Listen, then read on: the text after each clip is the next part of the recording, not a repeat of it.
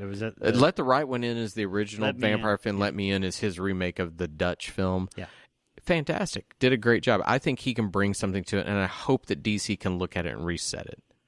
I hope so. I legitimately don't think Warner Brothers Studios has the capacity not to fuck up their properties. I don't disagree with you. I think they've got too many chiefs. They think they've got too many chefs or whatever the word is. They have too many of them, and they've got too many hands in it, and they just can't find a concise, clear message. They do need a visionary, and hopefully Matt Reeves. Hopefully he's the visionary that can do that. Me too. But the minute he gets a successful movie, there's going to be all those people back in there again trying to fuck it up and do other stuff that's just not going to work. Now, have you heard that Aquaman is testing very, very well? The dude's shirtless half the time. Yeah. Oh, I'd go watch an hour and a half. We just had the Dallas fan expo this weekend, and he was there, and my wife was so mad that she didn't get to go to see it. She's like, he's so gorgeous. I'm like, okay, great. Thanks, honey. He's everything I'm not, but I appreciate that. Then but you should feel comfortable, right? I don't give a crap. I don't give a you crap can at come all. running to There's me. no risk. There's no concern. There's no. You should be worried about somebody who looks like you. That she's like, yeah, there you go. That's what you have to worry about. I don't need to worry about anything. I feel pretty comfortable with all of it. But superhero talk. Anything else? Saying you're got superhero fatigue is Yeah. like saying you have drama fatigue or I don't agree comedy with that. fatigue. It's just another genre. Guess what? You don't have to watch them all. You can pick and choose. And B, I'll watch just about every movie I can watch. well, that's a Todd problem, not the genre problem. But I don't. Your I don't. problem is your problem. I don't agree that I don't agree that a drama and a superhero film are the same thing. I think that you're getting into these are a certain ilk of drama. What I'm tired of is, and it probably is where the fatigue is coming from, what you alluded to. We've got it on TV. We've got it in film. We've got comic books. It's everywhere you turn. You feel like you're always having to catch up? And I don't know what... there aren't enough of them that are special to me. I'll see the Jessica Jones first season. I'm like, yay! And then I'm like, I don't care about the rest of it. And I all I can attribute that to is... I mean, that scares the shit out of me every the time air conditioners came on and Sean literally jumped. But I feel like something's going to come out of the ceiling. It is me, but at the same time, it's just... I'm a little tired of every time I turn around, there's another superhero film. I wish we could have a little breathing room. I'm a Star Wars freak, and I'm tired of Star Wars being out all the time. Han Solo is a month away. I'm tired of those shows where they have like a detective story that has to start off with some type of shocking murder, and we have to move through this. I'm tired of detective stories. Yeah. It's like NCIS or whatever that was. You get fatigue on that. Police Procedural. procedural Yes. stuff. I can't deal with Medical it. Like they're on every single procedurals. freaking night. My daughter will come to me and say, hey, have you ever watched this show that's on network TV? And I'm like, I won't watch it because it's either cop shows, hospital shows, firefighter shows, lawyer shows, and it's just like, I can't do it.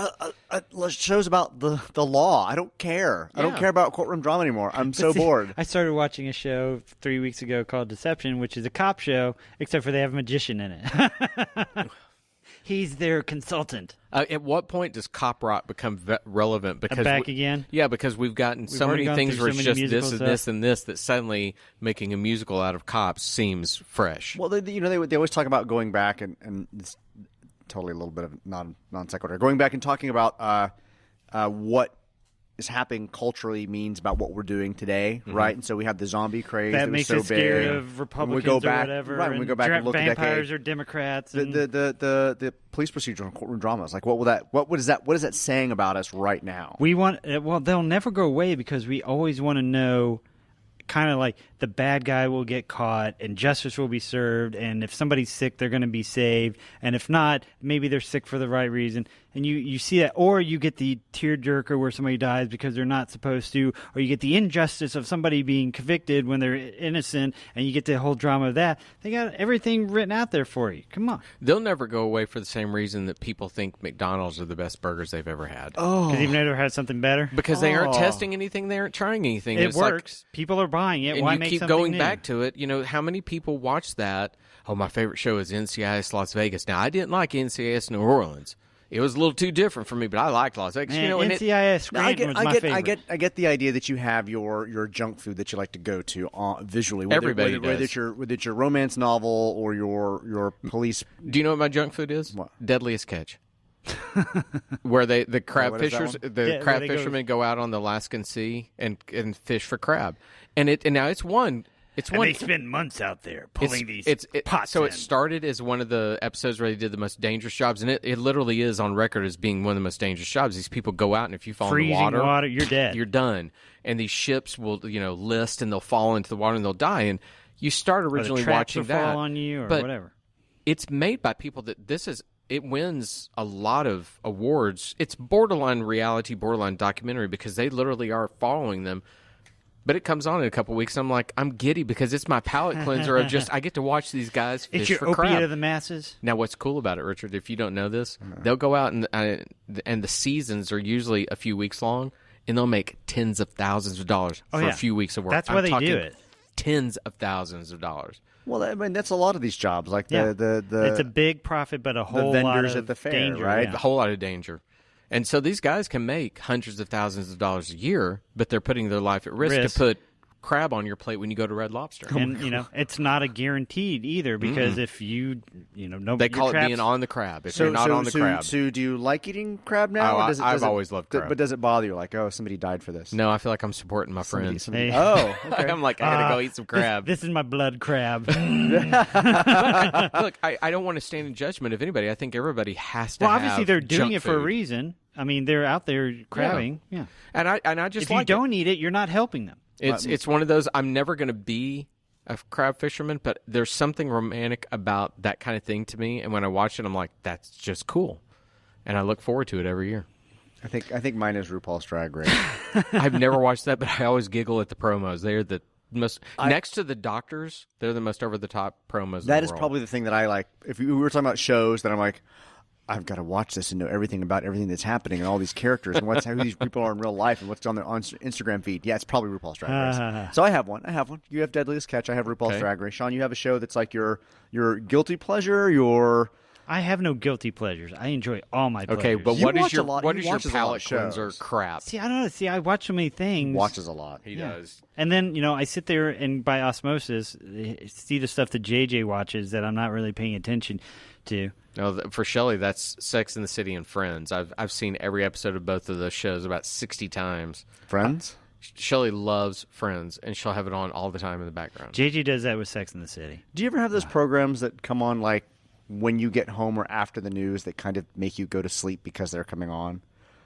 When I was a kid, it was MASH and I Love Lucy because they'd always come on after the news. Yeah. And so I'm like, oh, it's time to go to bed, and then I would get to hear part of it or watch part of it, and puts then the Pavlov response. yeah, in your exactly. head. I hear the theme to I Love Lucy, and all of a sudden I'm like, I'm it's time sleepy to go now. to bed or MASH, and then for a period of time, a decade ago, it was Frasier. Frasier would come on when I would get home after the Frasier news. just makes me laugh too hard to ever go to sleep. But it would lull me. I'm like, oh, it's bedtime. I know what it is. And okay, so we're going to talk about shows that I guarantee you Sean doesn't watch, but Fixer Upper. No, I've seen My wife puts that on, or my daughter does, and I actually think, having worked in television production for years, I look at them like, well done show. Yeah. Great personalities. But I like doing things like that. I love making things around the house. I love carpentry work. It puts me to sleep every time I've ever watched it. Every time. Is it because it comes on at a particular time, or just you've associated it with a bedtime? I associate it with nap time. Nap time. And so it's usually, if Shelley falls asleep and has friends on, I will find Fixer Upper and go to sleep to it. I literally will, because something about their voices to me signals it. When I was a kid, Bob Ross was like that. Oh, of Bob course. Ross You would come can on see in the that. afternoon at PBS like, Are you smoking pot? No, as a No. kid. Doesn't matter.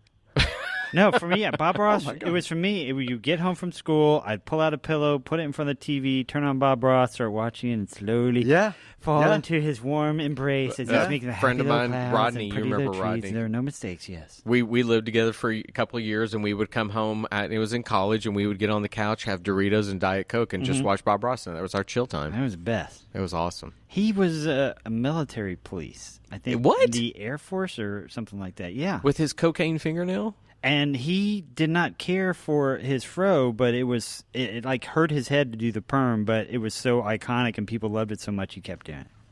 Okay, we're ending on He that is a point. genius, and we love him. You know Goodbye, what? Bob Ross. Here's to Bob Ross. Here's to Bob Ross. Yes. All right. That's it. Let's Bye, Talk about guys. some apes. We got to record like our... All right, we're going to go do apes now. Bye. Bye.